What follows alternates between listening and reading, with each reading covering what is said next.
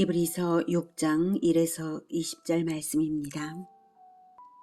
그러므로 우리가 그리스도의 도의 첩보를 버리고 죽은 행실을 회개함과 하나님께 대한 신앙과 세례들과 안수와 죽은 자의 부활과 영원한 심판에 관한 교훈의 터를 다시 닦지 말고 완전한 대로 나아갈지니라. 하나님께서 허락하시면 우리가 이것을 하리라. 한번 사랑하는 형제 여러분, 6월 16일 목요일 저녁 목상에 오신 것을 환영합니다. 히브리서는 로마 제국의 기독교 박해 시대에 알려지지 않은 저자가 히브리인 성도들의 배교를 방지하며 그리스도의 절대 우월성을 논증한 편지입니다. 5장에서는 그리스도가 왜 영원한 대제사장인지를 논증했는데요. 예수 그리스도는 영원한 왕이시며 영원한 대제사장을 겸하시는 분이십니다. 예수님이 다윗 왕가에 출생하신 다윗의 후손이라는 사실에서 왕으로서의 법적 근거가 있다면 대제사장으로서는 혈통적 계열이 아닌 멜기세덱의 계열을 따르는 점에서 법적 근거를 가진 대제사장이십니다. 그런데 이 점을 이해하지 못한다면 그것은 단단한 음식을 잘 받아먹지 못하는 유아적 소화력인 것처럼 영적 수준이 낮은 것이니 말씀을 경험하고 지각을 사용하고 연단받아 성장하라고 질책 겸 권면을 했습니다. 히브리서 5장 13, 14절에서 이는 젖을 먹는 자마다 어린아이니 의의 말씀을 경험하지 못한 자요 단단한 음식은 장성한 자의 것이니 그들은 지각을 사용함으로 연단을 받아 선악을 분별하는 자들이니라 이랬죠. 이어서 계속 성장을 위한 권면을 주고 있습니다. 1절 그러므로 우리가 그리스도의 도의 초보를 버리고 여기서 그리스도의 도의 초보를 버리고 라는 말은 기초적인 수준 기본 진리를 버리라는 말이 아니라 낮은 단계의 구원 교리에만 만족하지를 말고 넘어서서 완전한 대로 나아가라는 것입니다. 그리스도의 초보를 버리고 죽은 행실을 회개함과 하나님께 대한 신앙과 세례들과 안수와 죽은 자들의 부활과 영원한 심판에 관한 교훈의 터를 다시 닦지 말고 완전한 대로 나아갈지니라. 2절에 완전한 대로 나아갈지니라. 이것이 핵심이죠. 그리스도의 초보를 버리라, 기본 진리를 버리라가 아닙니다.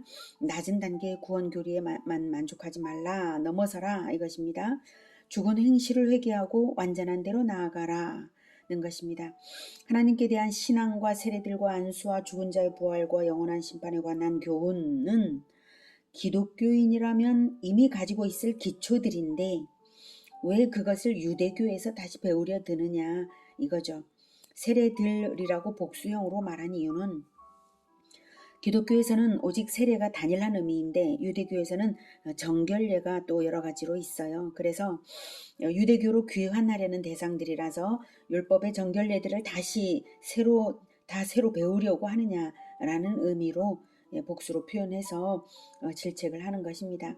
그런 것들을 다시 닦으려 하지 말고 배교하지를 말고 남아서 진리의 말씀을 배워서 완전한 대로 나아가라는 것입니다. 하나님께서 허락하시면 우리가 이것들을 하리라는 것은 하나님께서 신앙의 성숙을 꾀하는 가르침의 장을 열어주실 것이고 하나님의 허락하여서 행하겠노라는 것입니다. 그러니 하나님께서 성숙시키실 것을 기대하고 우리에게 배우라는 말이죠. 저자를 포함한 사도 일행일 것입니다. 이 히브리서 편지가 일개인의 편지가 아니라 사도들의 공동체에서 보낸 것임을 알 수가 있습니다. 공식적인 편지였던 거예요. 4절 빛을 받고 하늘의 은사를 맛보고 성령에 참여한 바 되고 하나님의 선한 말씀과 내세의 능력을 맛보고도 타락한 자들은 다시 새롭게 하여 회개하게 할 수 없나니 이는 그들이 하나님의 아들을 다시 십자가에 못 박아 드러내놓고 욕되게 함이라. 다시 새롭게 하여 회개할 수 없나니는 믿는 자들에게 회개의 기회가 전혀 없다는 뜻은 아니고요. 배교를 하여서 구원의 진리를 버리고 회개심을 잃어버린 자들에게는 구원이 없다는 원리적인 말씀입니다. 구약 성경에서는 모압과 암몬에 대해서 신명기 23장 3절에 암몬 사람과 모압 사람은 여호와의 총회에 들어오지 못하리니 그들에게 속한 자는 10대뿐 아니라 영원히 여호와의 총회에 들어오지 못하리라. 이렇게까지 말씀하셨던 하나님이신데요. 나오미의 며느리 룻이 시어머니를 따라 여호와 하나님을 선택해서 하나님의 백성에게로 들어왔을 때 룻이 구원을 받았을 뿐만 아니라 보아스와의 결혼해서 다윗 왕가를 이루어 그리스도의 조상이 되는 축복까지도 받았습니다. 그것을 볼 때 이 말씀은 회개 없는 배교에 대하여 이제 결코 회개할 수 없다, 구원이 없다라고 하시는 말씀이죠. 그래서 하나님의 아들을 다시 십자가에 못 박아 드러내놓고 욕되게 한 것이기 때문에 그렇습니다. 한 번 구원의 진리를 맛본 후에 배교한 것은 구원의 진리를 뒤엎은 것이고 믿던 자가 다른 길을 간 것은 공공연한 반역이 되기 때문입니다.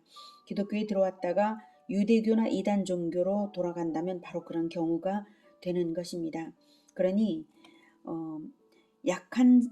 악한 자에게 속아서 잘못된 길을 들어섰다가도 잘못을 깨달아 회개하여 예수님 안으로 들어오는 사람을 예수님은 결코 버리지 않으십니다.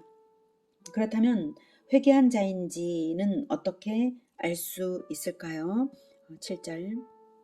땅이 그 위에 자주 내리는 비를 흡수하여 밭가는 자들이 쓰기에 합당한 채소를 내면 하나님께 복을 받고 만일 가시와 엉겅퀴를 내면 버림을 당하고 저주함에 가까워 그 마지막은 불사름이 되리라.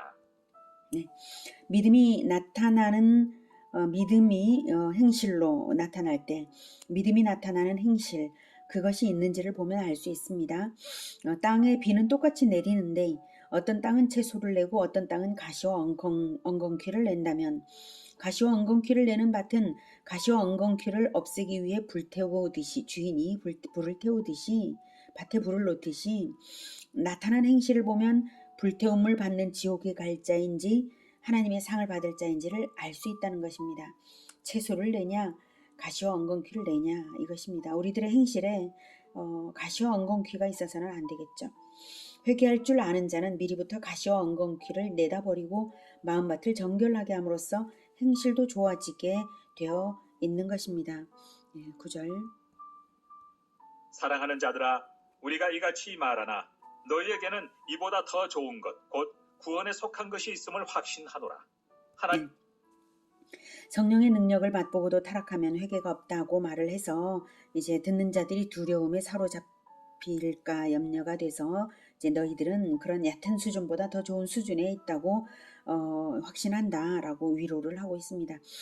편지의 송신자는 수신자들을 잘 알고 있는 관계여서 이런 말을 하는 것이겠죠. 그리고 또한 믿음에 잘 붙어 있으라고 이제 계속해서 권면하기 위해서 이렇게 말을 하고 있습니다. 10절. 하나님은 불의하지 아니하사 너희 행위와 그의 이름을 위하여 나타낸 사랑으로 이미 성도를 섬긴 것과 이제도 섬기고 있는 것을 잊어버리지 아니하시느니라. 우리가 간절히 원하는 것은 너희 각 사람이 동일한 부지런함을 나타내어 끝까지 소망의 풍성함에 이르러 게으르지 아니하고 믿음과 오래 참음으로 말미암아 약속들을 기업으로 받는 자들을 본받는 자 되게 하려는 것이니라. 네. 하나님은 행위로 나타난 진실한 믿음에 대하여 반드시 정당하게 대접해 주십니다. 10절 그의 이름을 위하여 예수님의 이름을 위하여 예수님이 보여주신 모본에 걸맞게 사랑과 섬김의 삶을 계속 살아가는 것을 결코 잊지 않으시고 결산의 때에 정당하게 결산하십니다. 그러니 우리가 누구를 본받아야 하는가 할 때 바로 약속들을 기업으로 받는 자들을 본받아야 하겠습니다. 약속들을 기업으로 받는다는 것은 기업으로 최종 결산을 받는 날까지 약속들을 잊지 않고 기대를 버리지 않고 약속들을 주신 주님의 명령에 순종하며 인내로서 마지막까지 가는 사람들을 말합니다. 어떤 자들이 어떤 약속을 기업으로 받았나요? 네, 아브라함과 이삭과 야곱은 가나안 땅과 별같이 많은 후손을 수백 년 후에 받을 것을 약속받았고 하나님께서는 출애굽과 가나안 복지를 내어 주심으로써 이루어 주셨습니다. 가나안 복지에 들어가 기업을 받은 사람들은 인내를 잘 했기 때문에 들어가는 것입니다. 믿음을 버리지 않고 계명대로 순종하며 섬기는 삶을 인내로서 끝까지 했다는 게 중요합니다. 잘하고 못하는 그런 차이는 있을지라도 인내는 모든 사람이 똑같이 끝까지 인내해야 하는 것이죠. 언제가 끝인가요? 바로 예수님의 재림 때입니다. 그렇다면 예수님의 재림과 상 주신다는 새하늘과 새 땅을 얼마나 믿을 만한가 의문을 가진다면 하나님은 맹세를 이렇게 하십니다. 13절. 하나님이 아브라함에게 약속하실 때 가리켜 맹세할 자가 자기보다 더 큰 이가 없으므로 자기를 가리켜 맹세하여 이르시되 내가 반드시 너에게 복주고 복주며 너를 번성하게 하고 번성하게 하리라 하셨더니 그가 이같이 오래 참아 약속을 받았느니라.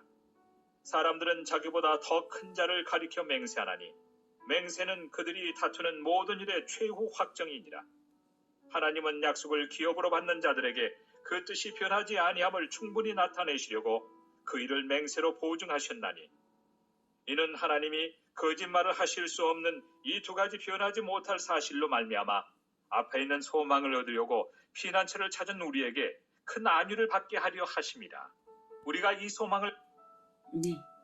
하나님이 자기 자신을 가리켜 맹세하신 것을 아브라함이 끝까지 믿음을 지켜서 기업을 받았듯이 우리에게도 마찬가지로 자기 자신을 걸고 맹세로 보증하셨기에 하나님을 신뢰할 수 있습니다. 아니 이미 자기 아들의 생명으로 보증을 실현시키셨습니다. 그러므로 이제 우리의 인내만이 끝까지 가는가 하는 문제만 남았을 뿐입니다. 하나님이 자기 아들을 십자가에 걸어 놓으셨고 또한 살리셨고 승천시키셔서 자기 아들의 이름으로 요청하는 올바른 기도를 다 들어주시는데야 마지막 때에 주실 기업이 얼마나 확실하면 그러시겠습니까? 그러니 이제 남은 것은 우리가 신앙의 모범들과 예수 그리스도를 따라 섬김의 삶을 인내로서 끝까지 살아가는 이것밖에 없습니다. 그 섬김 중에 최고의 섬김은 예수 그리스도를 말과 행실로 나타내는 섬김입니다. 19절. 가지고 있는 것은 영혼의 닭 같아서 튼튼하고 견고하여 휘장 안에 들어가나니 그리로 앞서가신 예수께서 멜기세덱의 판차를 따라 영원히 대제사장이 되어 우리를 위하여 들어가셨느니라. 예수님의 재림을 소망하며 기업을 얻을 것을 소망하며 예수님을 본받아 하나님께 영광으로 나타나기를 소망하는 이 소망, 이것은 닻이 배를 폭풍 가운데서도 흔들리지 않게 붙잡아 주듯이 닻이 배를 붙잡아 주듯이 재림 때 얻을 영광과 기업의 소망은 영혼을 흔들리지 않게 해줍니다.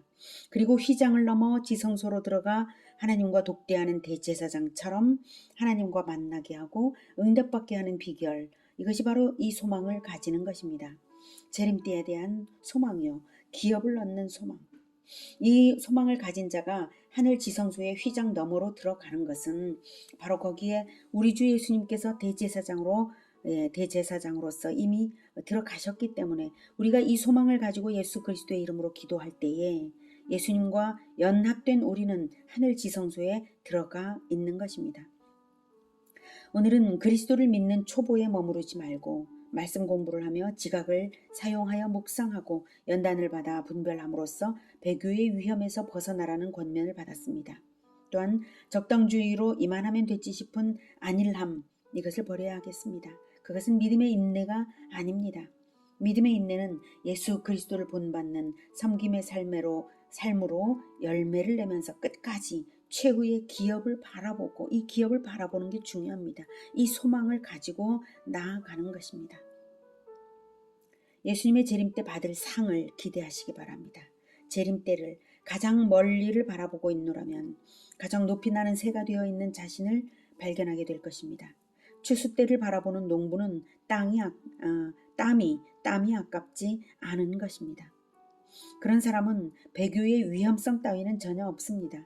영혼의 닻을 갖춘 우리 모두가 되기를 기원합니다. 기도하겠습니다. 하나님, 다시 오실 예수님의 약속, 예수님께서 다시 오실 그 약속을 남겨주신 것, 그리고 예수님이 다시 오실 때에 재림 때에 새하늘과 새 땅을 주신다는 그 약속을 주시니 참으로 감사합니다. 우리가 예수님의 재림과 새하늘과 새 땅을 소망으로 바라보며 나아갑니다. 우리가 아무 자격 없지만 우리를 살려주셨고 또한 이러한 소망도 주셨사오니 우리가 오직 예수님을 바라며 기다리며 예수님을 따르며 그 새하늘과 새 땅의 소망을 새하늘과 새 땅에서 새 땅을 기업으로 받을 것을 결코 잊지 않고 그것에 대한 소망을 날마다 바라며 나아가겠습니다. 주님 우리를 붙들어 주시며 결코 예수님을 배반하지 않게 끝까지 흔들림 없이 나아갈 수 있게 하여 주시옵소서. 예수님의 이름으로 기도드립니다. 아멘. 이어지는 시간은 개인 기도 시간입니다.